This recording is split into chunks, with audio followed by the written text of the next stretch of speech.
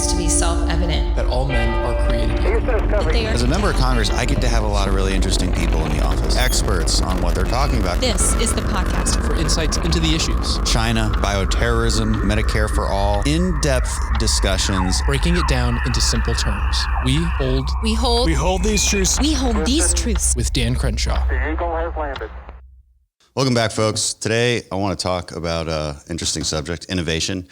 I do a lot with innovation. I do a healthcare summit every year where we give out an award for some kind of amazing new technology or drug development that has occurred, and somebody deserves recognition for it. Just last week, actually, we wrapped up our Energy Innovation Summit where we had CEOs from all over the country come in and talk about their new interesting technologies, whether it was in hydrogen, nuclear, carbon capture, what have you. And there is probably no better or well-known innovative tech entrepreneur than Joe Lonsdale. So Joe, thanks for being on. Thanks for having me, Dan. So I don't know if I got that right. I mean, you're a venture capitalist, but it's not just tech that you're involved in. You're one of the creators of Palantir, which is, for those who don't know, a quintessential tool for the intelligence community to use in data analytics and probably much more than I even know. I have like brief interactions with it in my time in the military, but you've been involved in all sorts of projects in defense and healthcare. So thanks for being on, man. I just wanted to have you here today while you're passing through DC and kind of chat about the future of the country with respect to innovation and what you're doing. So maybe I'll just start off with who you are and where you came from. I mean, how did you get into this? When did you #learn to code? I mean, how did this all happen? I actually learned to code from my friends when I was 9 or 10 because I grew up in Silicon Valley. So that's a pretty unfair advantage. My friends and I were, I guess you'd call us math and chess geeks. We were national chess champions and, doing all the normal geeky stuff. Yeah, normal geeky stuff. And, you got liquid nitrogen hooked up to computers to overclock them when I was a kid with my friend's dad. So you were hooking up liquid nitrogen to computers cool, at age 9? Well, I was 14. 14, okay. Oh, that makes more sense then, because I was definitely doing that at 14. I wouldn't let my 14-year-old do that in retrospect, but it was pretty fun. No, I was lucky to grow up in Silicon Valley. It was the late 90s when I was in high school, so everyone thought they were a genius building tech companies. Most of it all blew up. We learned a lot. And then when I got to Stanford, a lot of the smartest computer science guys I knew, they were going to work at this place called PayPal. Mm-hmm. And we now know in retrospect, X.com was started by Elon, Confinity was started by Peter Thiel, and they merged their companies, Elon and Peter, to make PayPal. So obviously it was a place with a lot of great people. So I was really lucky to learn from a lot of people there. But there's a lot of well-known entrepreneurs that came out of that creation. Everybody knows Peter Thiel. Everybody knows Elon. Mike Solana is another mutual friend who was on this podcast. It seems a while ago, but he was on the podcast too. And you guys all seem to come from this same ilk. And talking to you all is very similar too. It's interesting. It's a great. I mean, you think about it another way. In the late 90s, like this was the most interesting thing in the world to do for a lot of talented, innovative people. They all came to Silicon Valley. Elon from South Africa, Peter also from parents of Germany, Africa, and came to America. So you had the smartest people in the world coming there. Peter's from Germany? Well, he's German. He grew up in Africa and other places in America. Gotcha. But when you bring all the smartest people in the world together somewhere and they hire all their smartest friends, and who were the very, very best startups with the smartest groups? Probably Elon's and Peter's, and they happened to merge because they admired each other. And so no coincidence that, $18 billion companies came out of there pretty quickly because it was the right group of people and they all learned how to do it. So it was a great place to learn. And when did you bridge from there to Palantir? When did that happen? So after they sold PayPal to eBay, I was still very young, still as an intern. The way Peter described it, it was just like a communist takeover of a country where all the intellectuals fled. So all these smart people left out of PayPal to do other things. And I was working with Peter on a macro hedge fund, and he was the first investor in Facebook at the time. So I got to know Zuckerberg and those guys. And my roommate and I from Stanford, we had a bunch of ideas of what to work on. Is this where all these big ideas happen? Is in a dorm room in Harvard or Stanford? And why is this always the story? It's kind of an unfair thing where once you're already exposed to it and watching it, and you happen to be around that people who are already doing it, there's just all these conceptual structures you learn. So I think if it happened to be that like Hewlett Packard was built in Houston, Texas, and all these other people did Oracle there too, then they would have all done other things there too. So you get these networks where you just learn really well from these things. But, I was working for Peter, was watching all these things. My roommate and I had these ideas based on what happened at PayPal that we could actually build better investigative technology. And, it was after 9/11, we were watching what was happening in the government. Okay. And wasting tens of billions of dollars on stuff that was horrible. What year? So what year was this? Was 2002, 2003. What year did you graduate college? I got out in 2003, but I was working at PayPal while I was at college. So I was kind of lucky to be part of it during that whole We're like time. the same age, I think. Yeah, I think we are. I just turned 40 yesterday, actually. Okay. Well, you're older. Okay. So maybe by the time I turn 40, I'll also be a billionaire. Is that, I'm still holding out hope, man. I don't know. All these other members of Congress are pretty rich. Maybe, You have to go on the inside trading, stuff like Pelosi. You got 6 Yeah. Oh, I'm accused of it. I'm accused of it. Oh, Yeah. wow. Oh my God. Wow. I'm going to tell this story just to get it on the record. Sure. Again, it's so absurd. And like was it 2020 or I think it was 2020. I was dragged through the coals on the internet because somebody put out a meme where it basically had a graph of the percentage by how much each member beat the market, and I was ranked number 4, and so I see this and I'm like, good for me. Yeah. All right. Like what the hell? I mean, I'm sorry. Like that seems like sounds like I bought low and sold high, and all I actually buy are ETFs, like the SPY, things like that.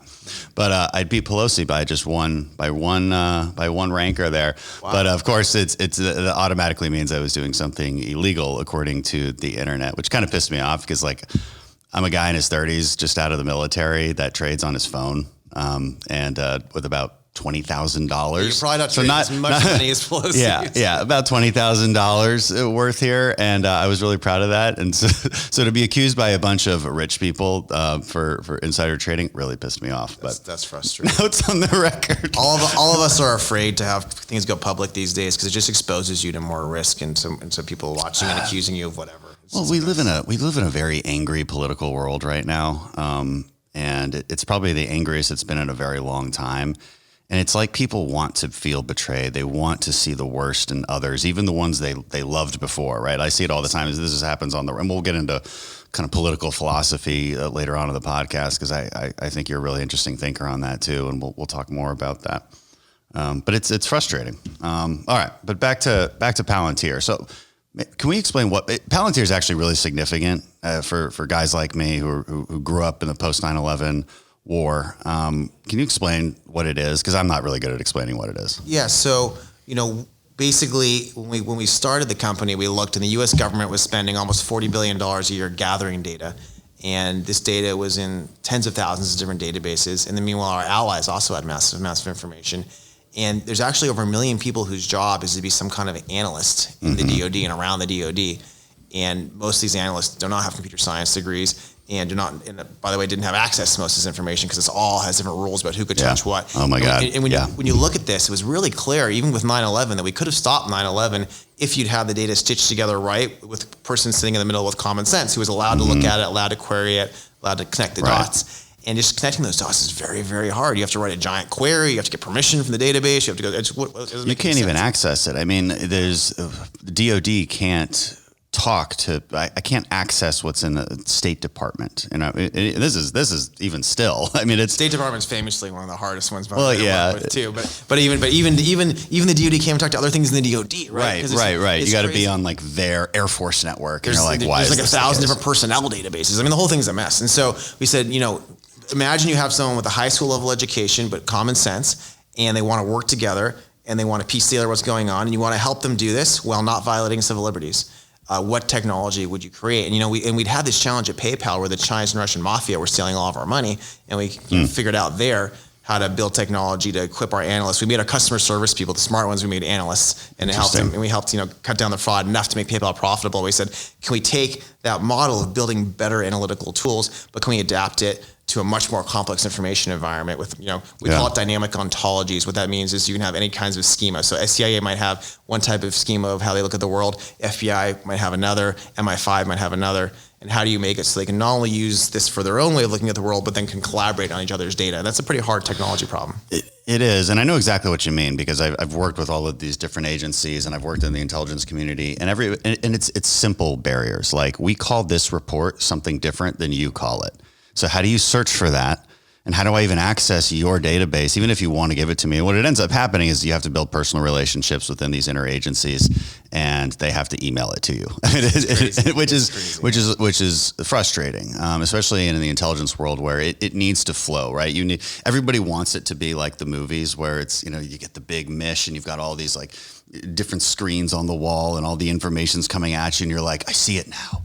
But that's just not how it is at all. That's what we built a little bit of. It's getting there. One of the recent James Bond movies, the bad guy was this guy building a company and stitched it all together. And that's actually, I don't think we're the bad guy, but that's what Palantir did. And for 40 countries with allies. And we've, and as you know, we've helped them stop thousands of attacks now with things they wouldn't have found if they weren't able to stitch all this stuff together, help them eliminate thousands of the bad guys. And so it's an important company. We're really proud of what it's achieved. And it basically partners with the warfighters, partners with the analysts, and you really can now access tens of thousands of databases, with very clear rules where you watch the watchers, make sure they only see what they're allowed to see, but give them the information they need to do their jobs when they're allowed to have it.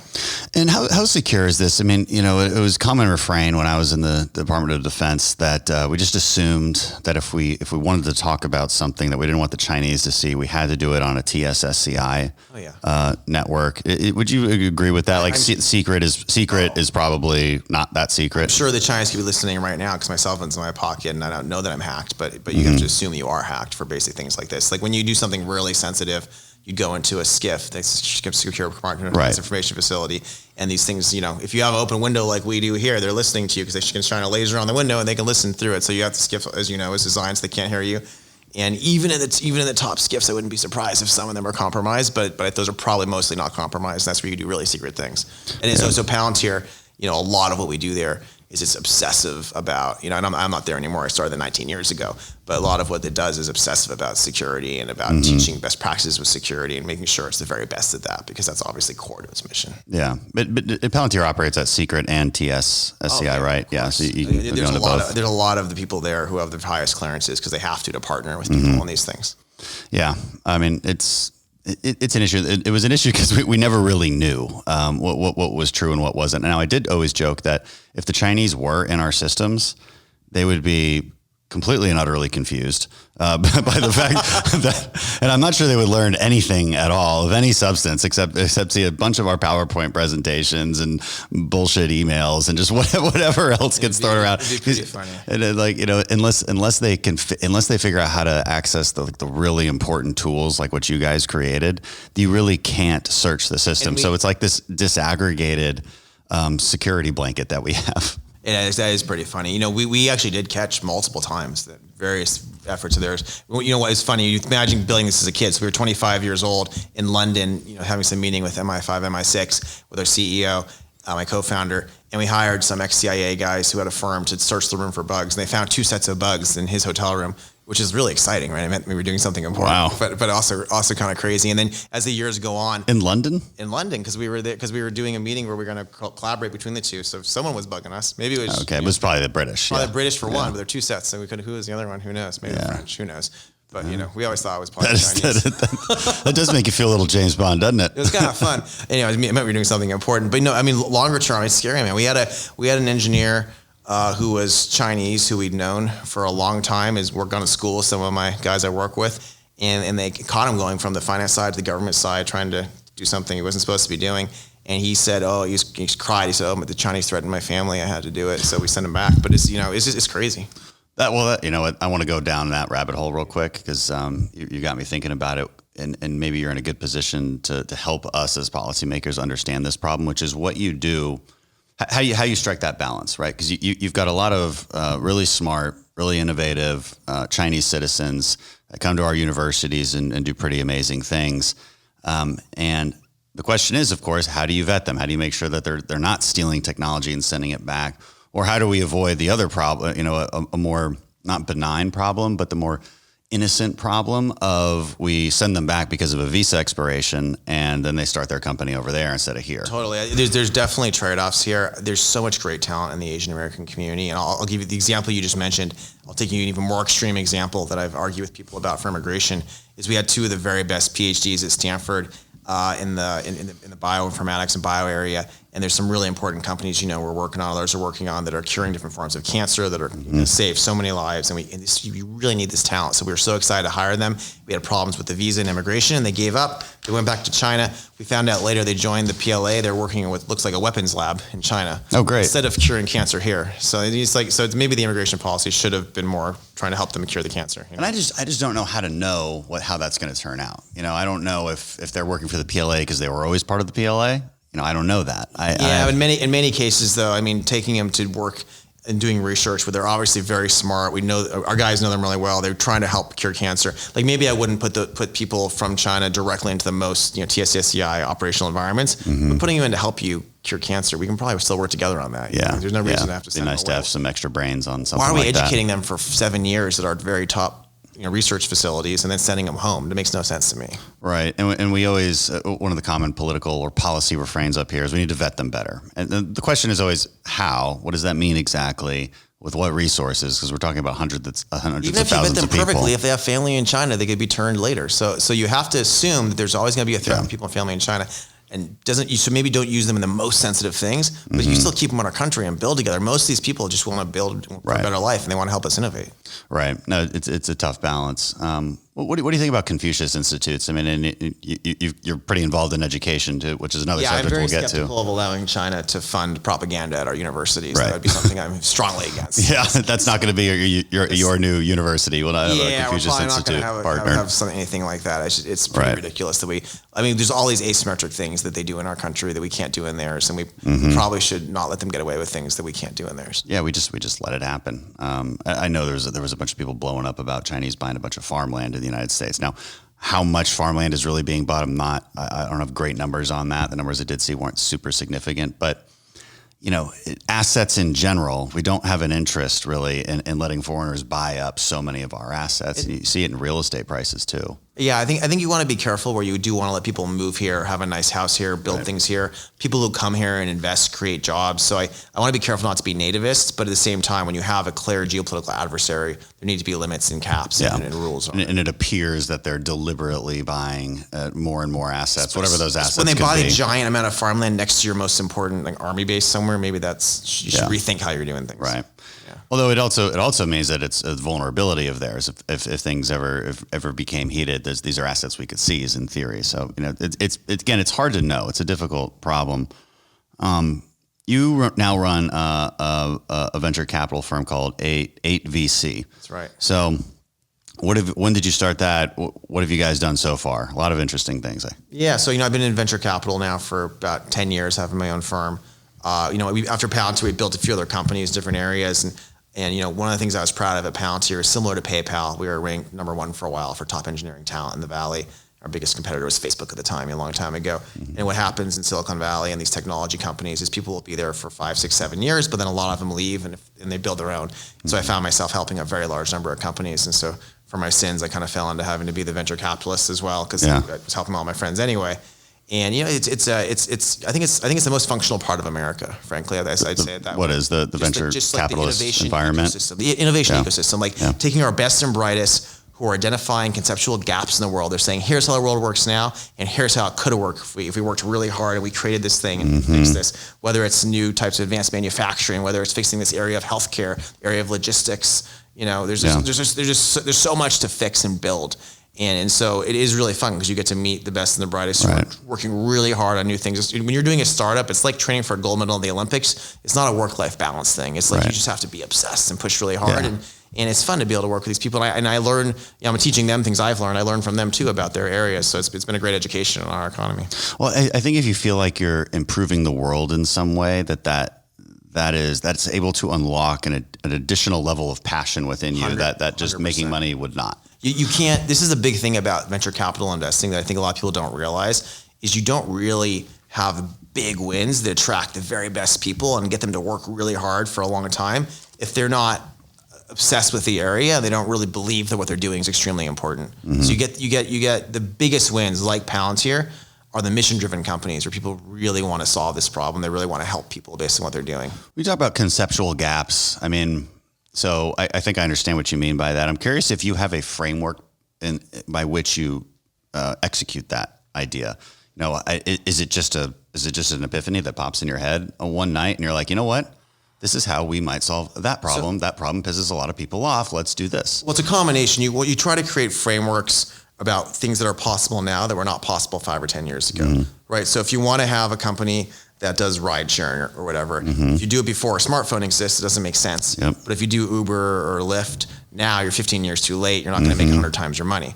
And so the question is, what are the new waves happening right now? So you go back in Silicon Valley, there were kind of 5 major waves over the last 100 years, right? So the first wave was electronics. It was the top 2 students at Stanford got together, and Hewlett and Packard, right? We all know Hewlett Packard. That was a huge company, dominated the Is this valley. another dorm room thing? Like another Hewlett Packard? It was a professor at Stanford who brought together his 2 top students, his Truman, who was an amazing guy. And then they hired all the top talent from the East Coast. They all got together. So there was a whole wave of electronics companies. That was the biggest one. And then the next one was a guy who won the Nobel Prize for creating the transistor, Shockley. He brought together these 8 guys. You know this background? It's called, they're called, so basically, and he was like the worst boss ever, and he kept giving them lie detector tests and things, and so they left, and they're called the Traitorous 8. My firm's 8VC. Interesting. The Traitorous 8 started Fairchild, and the Traitorous 8 was like more of Moore's Law. It was Eugene Kleiner of Kleiner Perkins. It was all these 8 guys, and they built National Semiconductor, they built Intel, so they ended up creating the Valley with these 8 people. So he was a very smart guy. He brought together the right guys. You just couldn't manage them. So they all created that. And so you had these waves of things. So that was semiconductor wave. And then of course these guys, they're selling computers all over the country. Okay, what do you need to sell computers? You need software. So these guys, a lot of them started the first venture capital firms because these firms needed to be able to invest and help people build software companies so they could sell more chips. Yeah. And so we go through these waves. We say, okay, and I'll give you an example of a wave. There was the original enterprise software wave was the 1960s, 70s, 80s. You have what we call the new smart enterprise wave the last 10 years because suddenly you have the cloud, you have big data, you have the data from our mobile phones. So you have a whole new type of enterprise software where you can fix all these processes and make these industries work better. So we're going back 30, 40, 50 years and replacing a lot of systems from back then for the first time because of these new possibilities. And so that's maybe a high level framework. Okay, we're going to replace these things using this cloud. And then the more specific framework is, okay, how does this work? How do we help, for example, these 2 logistics companies collaborate so that everyone's working together so trucks aren't driving half full and it saves money and saves energy and saves time or whatever the other problem is. Let's look at the problem. Let's see what technology could do that it couldn't do 50 years ago, 30 years ago, 10 years ago, and let's solve it. And so that's the type of stuff we're trying to think about.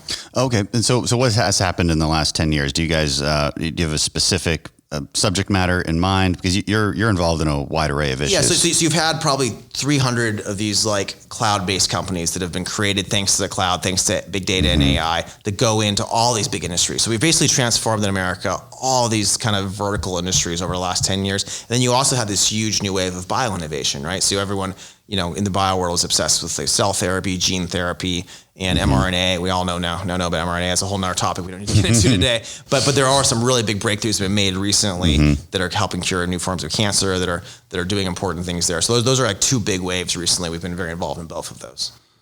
And defense as well. Yeah, defense is a really big one as well that I care a lot about. So I can tell you my coolest new defense company. So 5 years ago, we started this company called Epirus. Epirus was the name of the bow of Theseus. Theseus started Athens legend, and he had infinite arrows. And what Epirus is, it's a form of having infinite arrows because it's firing microwave radiation. Oh. And it turns out, so it's called EMP, right? Electromagnetic pulse blast. It turns out you could turn off the bad guys, any of their electronics, from miles away now. And you can make these things fire much better by using machine learning on hardware, on chips, to get the power to all hit at once to fire better. So we've created these new weapons that fire miles away, turning things off. We're not allowed to use them in Ukraine yet because our government's really slow. But for example, you could put this on a drone, fly over a Russian convoy, and you could just turn off the whole convoy, shooting the whole way. It's pretty cool, huh?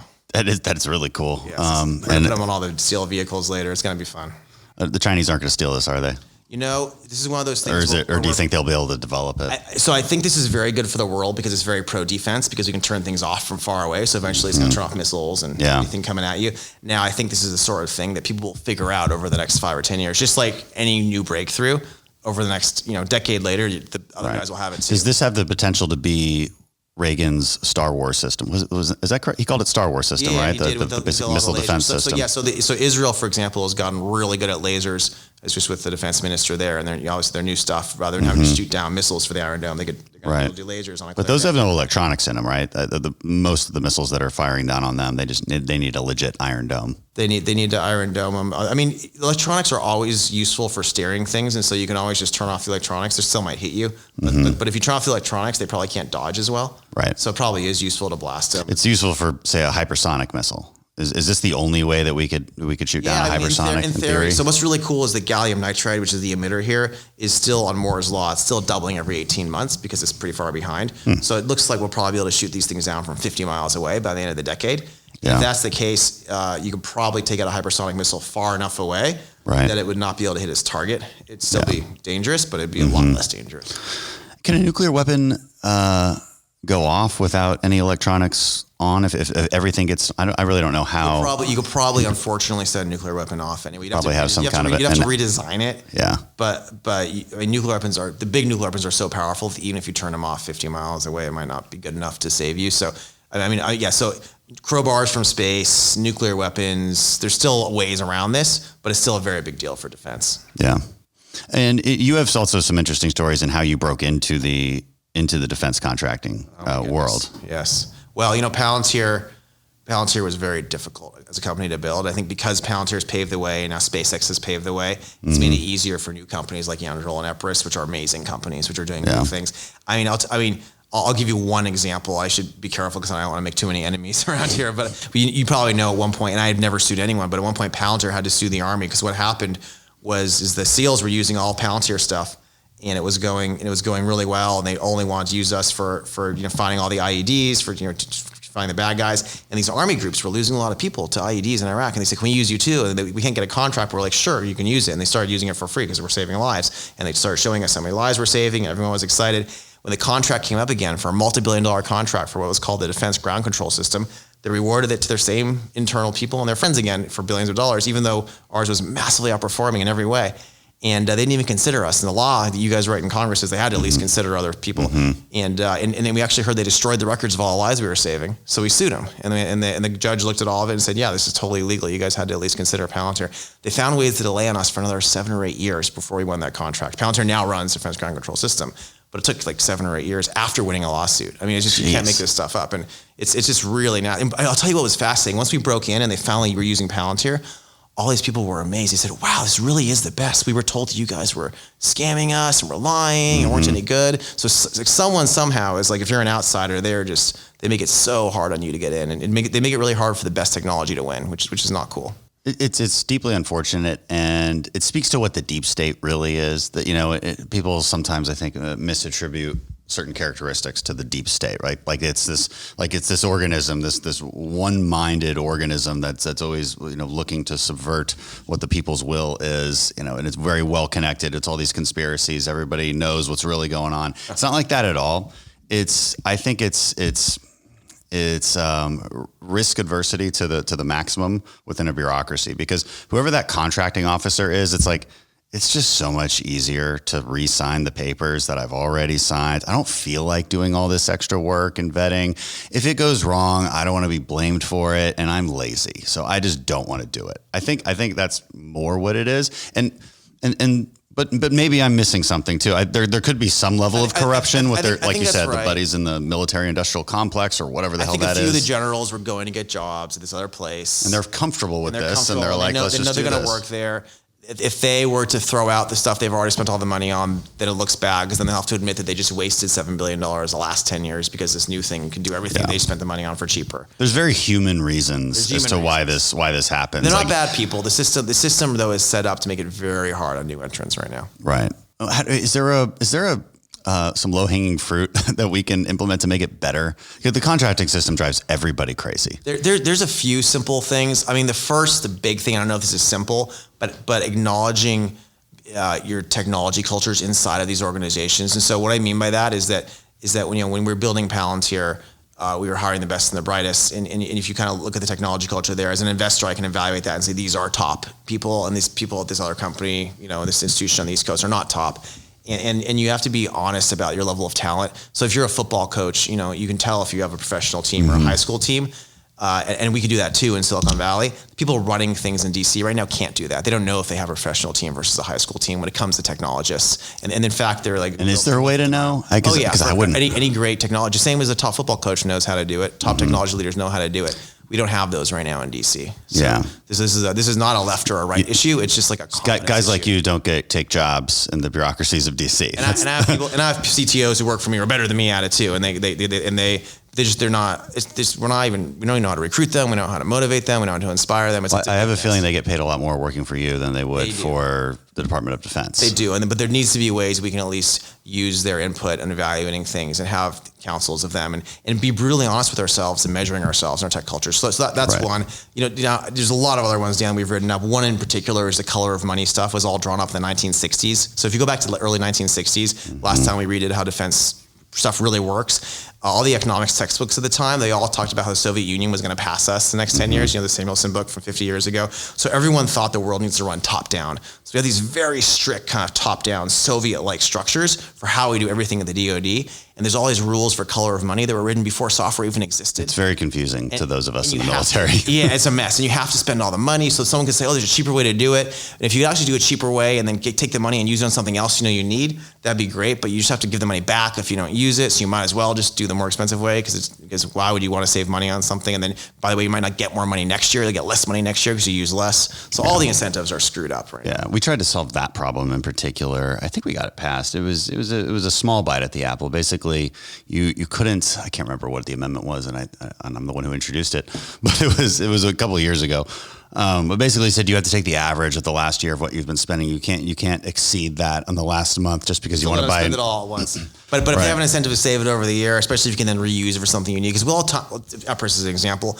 A lot of people really want this. And, it's really hard for them to figure out how to make room in the budget and get the budget for it because it's a new thing they need. They didn't know they needed. When you say color of money, just for the audience who has no idea what you're talking about, when you say that, it just means there's certain pots of money, maybe this is operational money, this is administrative money, and you can't mix them. This is for buying planes, this is for buying ships, this is for this operational group, this is for a study by someone like Booz Allen who's going to get paid $100 million to study something you already know the answer to, but you have the budget for it because they put it in the budget, so you're going to give them that $100 million anyway. But to be fair to the DoD, that comes from here. That comes from our appropriations process because we're very specific. Everyone here has very specific things where they're friends with people who need buckets of money ahead of time. And I'm trying to figure out a better way to do it because look, we could just take all the chains off of the system and just hope that it goes well. You need more open competition for the big dollars. Yeah. Whenever there's going to be big dollars, you need more open competition. You need to bring more people in. You need to give new groups a chance to win. The way it's done right now, another one like Air Force just did $300 million for something for EMP. And it was already written to need a cathode ray tube and other things in it. So it was written based on the old technology. So even though we've crushed them in an open competition, the generals were applauding, we crushed these guys, but we still didn't get the $300 million contract, of course, because it was written for someone else. Right. And so you need more discretion where people can compete things and then bring new things in. And the big old guys, they don't want competition. They don't want to open it up. No, they don't. Just like no big guys do. It doesn't matter what industry you're in. Yep. And this is an important conversation to have. The reason I kind of wanted to go down that rabbit hole a little bit and unpack ever so slightly the nature of the so-called military-industrial complex is because I just think people get it wrong. When people don't know a lot, and this is especially true on the right, the right is very prone to this kind of thinking, this kind of paranoid conspiratorial thinking if it gets too far. And it happens when you just don't understand the system. And, because it concerned me because we had 9/11, a 21 anniversary this past week. And one of the tweets that was going viral was, we will never forget those who attacked us on 9/11, but we will also never forget those who sent our sons and daughters to useless wars, who lied about what happened, who did this just to enrich themselves in the military-industrial complex. And it pisses me off for a couple of reasons. One, you notice how veterans never really say that kind of thing because we're the ones who actually fought it. And I don't need some punk in his mom's basement tweeting to tell me about my sacrifice. It really pisses me off. So that's one reason it pisses me off. Because it's whether, now they wouldn't claim it, right? There's but the people are heroes. Well, you can't call me a hero and also say that my time was wasted. that all my friends dead were for nothing, and that we just fell for some big lie that you seem to be privy to, but I'm too stupid to realize because I'm just a useless boy from the Midwest. You know, what do I know? And it really pisses me off. So there's like an emotional level there, but it also pisses me off because it's just so misinformed. And right, there's a lot of nuance to this, right? And we only just scratched the surface in this brief conversation. There's a lot of nuance as to why things aren't perfect. And unpacking why that is the first step that an adult thinkers need to do it. You can't just label everybody with the worst intentions and be like, it's true. The generals and Dick Cheney, they just wanted to get rich off of this and get rich for their friends. Like, do you honestly believe that you're telling me you honestly believe like he was pushing for an Iraq war, which look in hindsight didn't make a lot of sense, but that's hindsight. Hindsight is different than what you know at the time. That's a whole separate conversation. You really think he did it just to get people killed for these maniacal reasons? I mean, I'm sorry, I just don't buy it, and I just want us to have more rational conversations. So that's my diatribe on that. I agree. I mean, some of the best and brightest people I've met have been by the way, in the special operations community. That's the only reason Palantir even succeeded as a whole is we got these really competent guys to work with and partner with. It's amazing who they are and what they've done. And I agree, these things are a lot more complicated than people sitting on the sidelines who have kind of a simple isolationist philosophy. It kind of reminds me of the knee-jerk libertarian. I'm very, very pro-liberty, but it reminds me of like this knee-jerk kind of childish libertarian philosophy as opposed to the realist philosophy of understanding how the world actually works and what you need to get done. Well, let's move into that because you've written about that, your critiques of libertarianism, and I think they're similar to my own. You know, I tell people like I'm not a libertarian. I'm a conservative. Libertarians, I mean, taken to the extreme, are almost anarchists in some ways, and they're also very utopianists, and that's how I describe progressives. They're utopianists. They believe they can mold society into this perfect world. The libertarians are just the other side of the coin. They believe the perfect world will exist if you just take all the hands off of trying to mold it, and also and I think it also fails to, and you've written about this, that it fails to acknowledge the social contract being sort of broken in our country. Yeah, you know, I do think a lot of people don't appreciate the positive side of liberty. I'd say first, because I totally agree with everything you said, but I think there is a positive side where we have to be the moral authors of our own lives. We have to be responsible for our own lives. You have to have a society where ideas can compete, and you have experiments constantly, and those experiments only work if there's liberty, right? They only work if you have the idea of liberty. I think basically everything that's great about our society comes ultimately from the sense of liberty. 100%. Used to write on our coins, but it's ordered liberty. But it has to be logical within a structure where there's checks and balances, and it has to actually work. And one of the examples I love to give is actually kidney care in our society. This is like, I think, a really interesting one where, you know, both Republicans and Democrats under President Nixon said no one's going to die of end-stage kidney or renal disease. And they, you know, because it used to be like poor people would get it and they couldn't afford a dialysis machine, and sometimes communities would subsidize it, sometimes they wouldn't. And so this is something we did, and I think overall it's the right thing to do. But fast forward to today, we're spending like 7% of Medicare on that. And the reason we're spending so much money on that is we screwed it up. So we said we're going to pay for end-stage renal disease. But by the way, if you're going to pay for that, and then you're going to be super libertarian about everything else and do nothing else at all, you accidentally created an incentive for doctors to push early and mid-stage people to end stage. And so Republicans always want to do, who are super libertarian, they want to do as little as possible, right, in healthcare. But I'm saying, guys, we're already paying for this. We're not going to stop paying for this, by the way. We're not going to all of a sudden say everyone gets to die at that stage, or just, you know, that's not going to happen. So therefore, given that we're already doing this, we actually have to go in and use the values of liberty and use the values of order and say, okay, in that case, we also have to put incentives for early stage renal disease and mid stage renal disease, and we have to structure it in the right way. And even though it's more government doing things, that would right away save like $30 billion a year and have better outcomes. So it drives me crazy that you have people just like turn their minds off, and it's just not realist, right? We're going to do this anyway. Let's use our understanding of society and fix these broken things. And you also have to be able to distinguish between where market libertarianism works and where it doesn't. Healthcare is a unique place because it's something you need, just like food, just like water. When it's something you need, the market dynamics they necessarily change a little bit. When it's something you want, libertarianism as a market philosophy makes a lot of sense, and also as domestic market philosophy. So because I'm not bashing the whole philosophy, completely. It does make sense. It's a good starting point.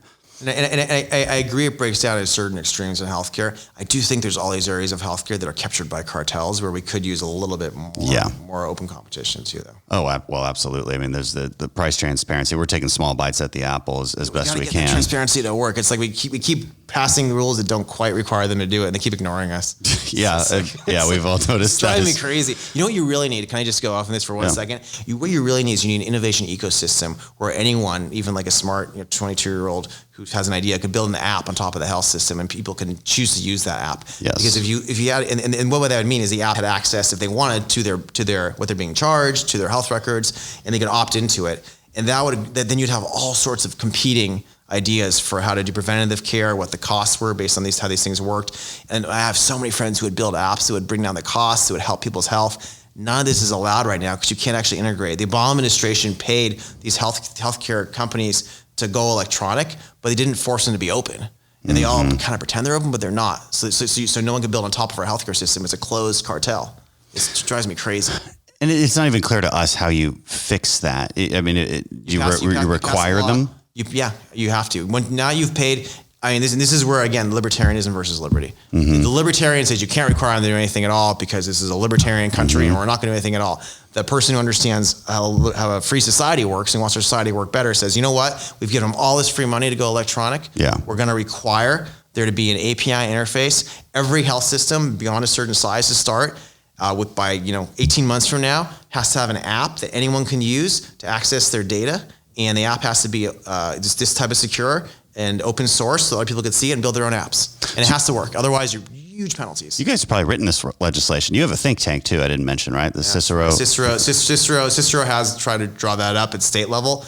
That is one of the things I'd love to get done. Just forcing open the healthcare system, allowing more competition, we can have better results and we can bring down costs. It's key. I'm excited about it. What I tell Republicans, I'm involved in healthcare a lot. I do a lot of my podcasts have been on various aspects of healthcare. I'm on the healthcare subcommittee on ENC. So it's a subject I think about quite a bit. And I try to take myself back out of it. Most of the members of Congress, at least on the Republican side on that committee, are doctors. And so they know some details about very specific issues. It's a lot of work to learn all these details. It's crazy. It's crazy. But what we lack as Republicans is a broader vision that I can explain to a layman. 100%. And we're actually in the process of creating maybe a 5-minute video that does exactly this. And I think you actually have to start at the end state, right? Not, you get to the incremental improvements, but we need to tell people where we want to be. Because the Democrats are good at that. Where they want to be is your healthcare is paid for and you don't worry about anything. That's pretty good. That sounds pretty nice. They're papering over. There's like these root problems where it keeps getting more expensive and our society won't be able to afford it. Right. It's the same thing with Europe right now, where rather than actually producing energy or fracking or anything, the new prime minister is just paying $130 billion to businesses because energy costs are high. Yeah, that's a terrible idea. This is like forgiving student loans. It's like, let's not fix the universities. Let's get into that in a minute. Yeah. It's all the same thing. It's all papering over things versus fixing things. I feel like the Republican view has to be to actually fix it. It has to be to allow innovation, allow competition, get the root cause, make it better, make it so it's more affordable, and yes, help poor people afford it, but make it so everyone can afford it. It's nuts. And somebody in the innovation space knows this, that not everybody had access to TVs at a certain point. And if the government had put price controls on that and forced that, you probably have no flat screens these days. Refrigerators started off as a luxury good for the 1%, and they eventually went down. So you need to be careful about these. And healthcare is more difficult because it's much more emotional, right? A new drug comes out that'll save my life, but it cost me $5,000. Well, tough. And then how do you balance that? Because the company that made that did spend billions and billions of dollars. Now that could be decreased if the FDA would get its act together and stop and actually return some phone calls. We still need to spend something. I'm still going to spend hundreds of millions. You're still going to spend a lot. I'm going to spend hundreds and you got to of recoup these new drugs, and you have to make. If there's no profit, you're not going to keep doing it. And I tell people about the price control, and this got passed in the Inflation Reduction Act. It's really more of an Inflation Expansion Act, and unfortunately this legislation did get passed, and so we should be very worried about what kind of drug innovation we see in the future, because now there's these price controls. And I tell people, look, if we right now had all the drugs we ever wanted, and you just wanted to equally distribute that to people who needed them, that's a good moral case. Yeah. But we don't, right? There's a lot of diseases that need to be cured, and you have to have some kind of incentive system for people to want to do it. America is literally the number one place in the world for innovation because we're the only ones left that do allow profit in these areas. So right. we got to be careful not to kill that. No, they did the same with the nuclear energy too. Just adding on to the Band-Aid solution, Joe Biden put $6 billion into keeping nuclear plants alive. And I'm like, well, good, because I'm a big nuclear proponent, but you can just change a lot of the regulations and permitting processes that are decades old, that are not well suited to the actual level of safety that these plants offer. It's very frustrating to me. Yep. Again, it's just it's trying to paper over things with money versus solving the root of the issue, which Right. it just seems to be the consistent answer right now from government. But but on the vision side, what I'd like to do is at least build out a coherent end state that we want to get to, and that end state looks like, you find your primary care doctor on your app, just based on your zip code, and it's a direct primary care, so maybe it's like $75 a month. It's less than your cell phone bill. That's not insurance, but at least you have a quarterback now. And if you can't afford that, maybe we can inject money that we're already spending into your HSA. So everybody needs a health savings account that's tax deductible that you own with a debit card attached to it, which is what you use to pay for healthcare. So, in the end, you can get to a point that doesn't look all that different from what the Democrats, because if I'm being kind to the Democrats, they just want people to have healthcare. Well, I agree. I also want people to have healthcare. The question is, how do you get there while also maintaining that quality and that technology edge that only we have? Allow us to keep innovating, allow multiple solutions. Right now, hospitals and clinics stop competitors from entering, so it's just so hard to prove out better models. So we should open it up. No, it really is. On education, so you're doing something really unique with some other folks that have also, I think, been on the podcast, like Barry Weiss and. Barry and Neil Ferguson and Pano Canellis are my co-founders of the University of Austin. Yeah. So what is the University of? This is a new University of Austin. It's a new university. Well, there's. Oh, wait, no, sorry. So it's University of Austin, not University of Texas in Austin. Yeah, it's not UT. So it's we're good friends with UT. Jay Hartzell runs UT. He told me as long as we don't start competing football team, we're all good with each other. So that's a big deal there. Just lost to Alabama this weekend. Yeah. We the basic idea is that. With respect to current company, America has a pretty dysfunctional elite right now who are running our country, and it's like this whole class of people who they never learned in college, they never learned growing up to think for themselves, to pursue truth boldly. They haven't learned in many cases the great conversations that form the history of the West and why our civilization believes things the way we do, and they haven't learned to think for themselves. And the very best and brightest. Generally, on average, are not going into government. They're not going to leadership, and even our leadership class of our big companies. Frankly, Fortune 500 CEOs are the most cowardly people I know because they have to be super. They're so risk averse. They're so risk averse. They're so cowardly. They've all been trained to shut up and just go along and virtue signal. And so we think that for the first time, maybe in 100 years. There's room to compete with the best and brightest schools. We think actually we can. There's so many things that have gone wrong with Princeton, with Stanford, with Harvard, with Yale. Yale has more administrators than it has students right now. No, it does. Really? Yes, it's crazy. And the administrators, of course, are even more wacky neo-Marxist than the professors. Yeah. Right? And it's like this thought police group.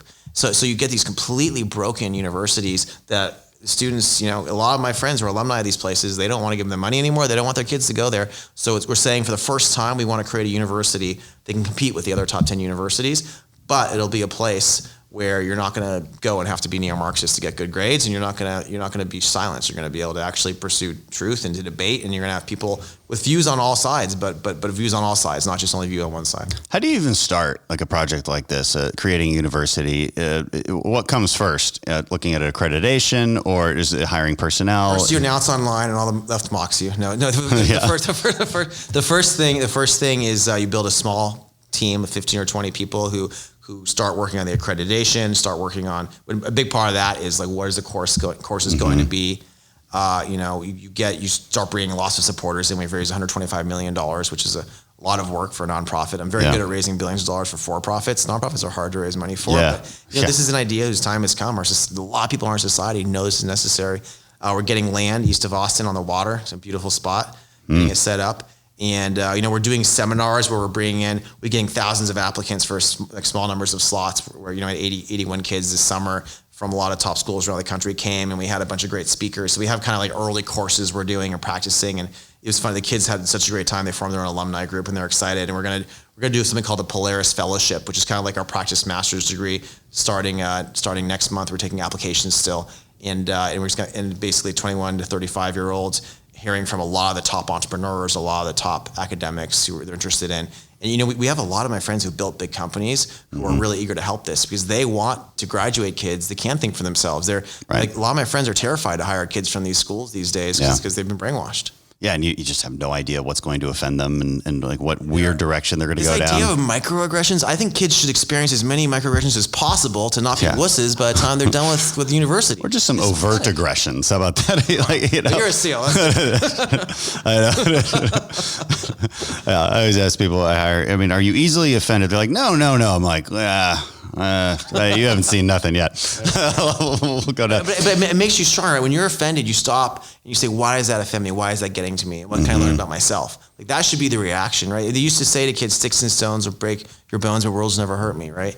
And now it's the opposite. So I think we're training kids to be weak, to be victims. Yeah. So I want a school, it's the opposite. And hopefully we can have a lot of, I think even just like 100 leaders a year coming out of this school that are bold could actually change the country a lot. I mean, we want to scale it to be as big as the other ones. We only have 2,000 kids a year by the end of the decade. When do you guys think you'll start your first class? All of 2024 is our first class. So we're doing lots of like smaller classes now and practices. So you've got like buildings built. There's infrastructure. We're right now, so Harlan Crow hosted us in Dallas actually for the first city. It's some beautiful buildings there at Old Parkland. Yep. But we're just getting the land. We're just starting to build the building. So the first class is actually going to start officially in fall of 24. And we'll probably use some smaller temp buildings and whatnot as we build, but we're gonna kind of build into the campus as fast as we can. It's really exciting. And talking about financing, as we mentioned, student debt. So education's too expensive. People take out a lot of debt to get that education. Now Biden and the Democrats think it's a good idea to just pay that off. I can't imagine that will actually happen. I do think that the courts have to say this is a clearly illegal action. But I mean, it gets to a deeper problem about the cost of education. So how do you guys work around that? I mean, how do you think you can keep costs manageable, or will this also be expensive? So one of the biggest things is you don't need to have nearly as many administrators as all the other schools have. It's like an easy button to press. Easy thing to fix. Not as many bureaucrats around. And I think we're going to aim for around 35,000, which is less than half the other top schools right now. It's still expensive, but it's a lot less expensive. And then, we'll try to have financial aid as best we can. And I think in general in our country, we've thrown a huge amount of money at Title IV, which is a student loan thing. As you know, we've pushed hundreds of billions of dollars through that.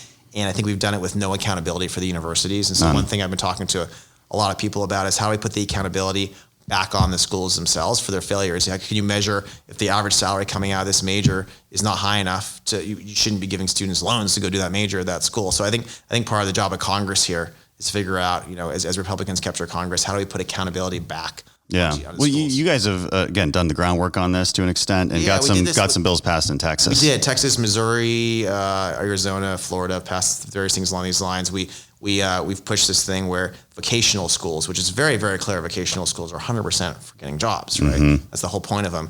And when Texas changed the law and said we're only going to fund our vocational schools in proportion to the salaries of students for the first 3 years out. So you're going to measure the salaries 3 years out of the school, and that's going to determine how much funding they get. All of a sudden, the school said, we better figure out what skills to teach. 6 years later, as of last year, salaries were up on average 117%. Wow. Because they all of a sudden had to respond to their incentives, right?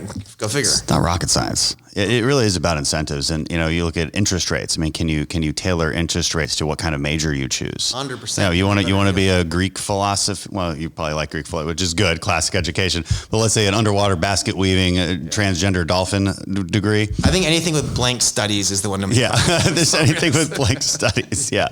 Well, but I mean, I think we should be teaching a lot more classical philosophy and just the origins of Western civilization as well.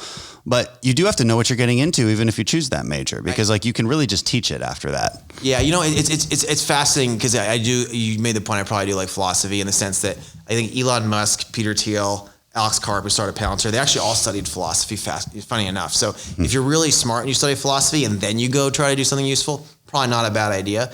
But you're right. If you're studying something for its own sake, that's not teaching you how to think, that's not teaching you how to be creative. Yeah.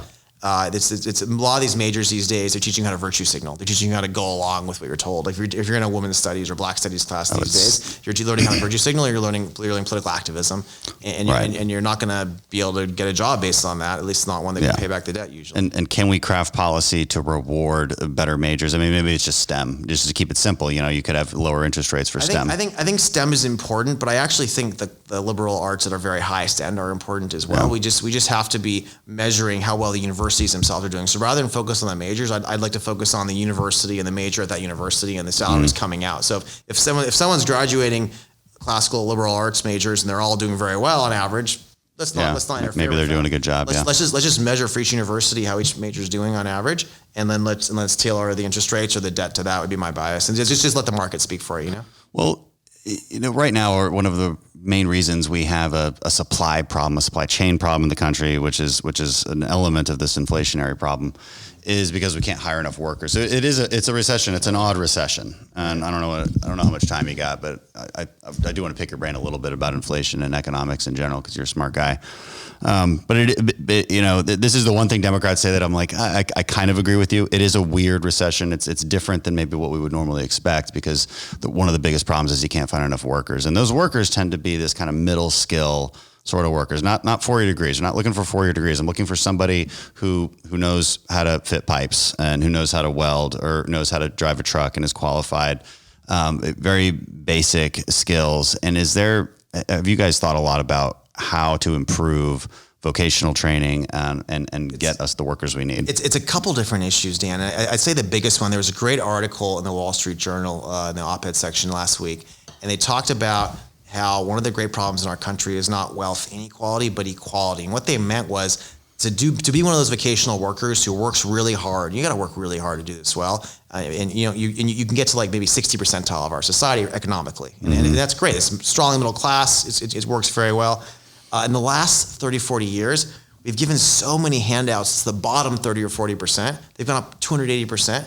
Relative to the other side. And so basically, instead of having like inequality where the guy working hard is doing much better than the guy not working hard, they're not doing that much better. Almost the same. And they're like, why the hell am I doing this? Why would you work so hard and get a vocational training and do that? I mean, you should, because that's culturally the right thing to do. It's honorable. I applaud everyone who does that. But it creates resentment. I think that's where a lot of like, populist voters are coming from. They're seeing people not working hard at all. And there's more and more people opting out of the workforce and not working. We can't find people to do these jobs because they're getting all this free money. And by the way, they get so much free stuff that their incentives become not to work, because once they start to work, they lose a lot of free stuff all at once. So the incentives are all screwed up. It's like the welfare in the 90s that Clinton and Gingrich had to go back and fix. It's the same thing now. We've set up a whole set of tens of millions of people in our society where their incentives not to work. So yeah, we are working and building companies to train people with skills. You can train people in VR to do things that are more advanced, because rather than having to hire bring them to the physical places sometimes. There's all sorts of cool new vocational things that I'm doing, but we need to stop incentivizing huge numbers of people not to work and making it so people who work so hard barely do any better at all. I think that's just very destructive for the moral fabric of our society. Yeah, I think the COVID national emergency is still ongoing, and that comes with it some complicated and hard to explain side effects, which usually means you're just getting more free money than you otherwise would. There's a lot more of it going out there right now. Hopefully that gets turned down to the point. I mean, listen, I always want to help people in need, at least often in our society, and that's a big moral thing to do that right in our society. I'm not a heartless person who wants to crush the bottom, but we have to have incentives. We have to reward people who are working hard because we need more of them right now. It's not that complicated. You have to reward good behavior and punish bad behavior to an extent, and with some element of forgiveness and compassion mixed in with that. And you tend to have a pretty good system, and you'll get good outcomes. I think the way Democrats think, though, is they'll see somebody who falls through the cracks, and they want to create policy based on that exception. Yep. And that's really dangerous policy making. It breaks the incentives for everything else. And this is what you're seeing right now. Okay. Well, last question before I let you take off. What's the next breakthrough or technology space that you're really interested in, that you're looking at, that you're excited about? We're doing a lot right now in the revolution in biology. I think people underestimate how awesome. Like we can choose our own gender? You can already do that all you want. That's like funny revolution. Not the one I'm thinking about. If you go back to the mid 20th century, it was the chemists who ran all of pharma, and it was all about molecules, and molecules were drugs. And there's all sorts of amazing new drugs we found, obviously, over that period that were very important. And then you fast forward to the 1980s, you had Genentech, you had biologics. And so rather than just having a molecule, you had things like peptides or antibodies, and you actually treat people directly with these little pieces from our body. And if you think of like this as like an antibody, this whole building we're in, Cannon, would be a cell. And so cells are much bigger, much more complicated. And starting in maybe 7, 8, 9 years ago, you started using cells themselves as the drug, as the unit to treat people, because we learned how to program them. Yeah. And it was really basic at first, right? So it was molecules, it's biologics. Now it's called cell therapy. And so at first we cured some blood cancers, by taking people's white blood cells out when they have stage 4 cancer, programming them. We've got about 84% of people still alive 6 years later who are supposed to be dead in 3 to 6 months. So we had some big breakthroughs a while ago, and now there's hundreds of new companies people are working on, thanks in part to all the funding that's been available recently, to program cells in more advanced ways to treat all sorts of diseases. And so I'm really bullish the next 10 years on how many diseases we're going to cure. You're 100% right. We got to make it easier with the FDA. You got to make it faster to be able to not have to spend billions of dollars on these things, because then we can do more of them. At the same time while being safe. But yeah, it's just awesome how much we're going to be able to cure in biology. And I built a company called Resilience Bio with some friends, and it's the biggest advanced biomanufacturer right now in the U.S. and growing really quickly. And there's just so many cool things people are building in this space. So I think that's one that is just going to change the world for the better the next 10 years. Well, I hope so. Are you familiar with ARPA-H? It's a piece of legislation we passed out of here, bipartisan. I think it's a good idea. We're trying to get it headquartered in Houston. This is basically modeled off of DARPA, but for healthcare innovation. I think it has the potential to be really interesting, right? To put money to where there's just no good reason for investors to invest in, just too high risk, but potentially high reward. Do you think that'll be helpful? I think it's exciting. I'll tell you. I'll be honest to you. I think it's a neat idea. I'll be honest. I'm never the one who seems to figure out how to get that money. It's always the guy who we wouldn't fund who ends up with the money. Usually, in my experience. So I'm always frustrated about that. Maybe I should spend more time here asking you for money and less time on podcasts or something. I'm sure it'll go to some good things. I'm sure 90% of it will go to the guy who couldn't have got the money from good people otherwise. This is unfortunately my experience. But I think overall, it's not the worst idea. If you're going to spend money here in DC, that's like the best way to spend money versus everything else that we do here. Yeah. So I think overall, it's not going to all be used well, but it's probably better on the margin than most things you're doing here. Well, if you don't mind me saying that. No, it's good. We want the honest feedback. Joe, thanks for being on today. I appreciate you spending so much time with us and giving us your insights. It's been awesome. Thanks. Great to see you, Dan.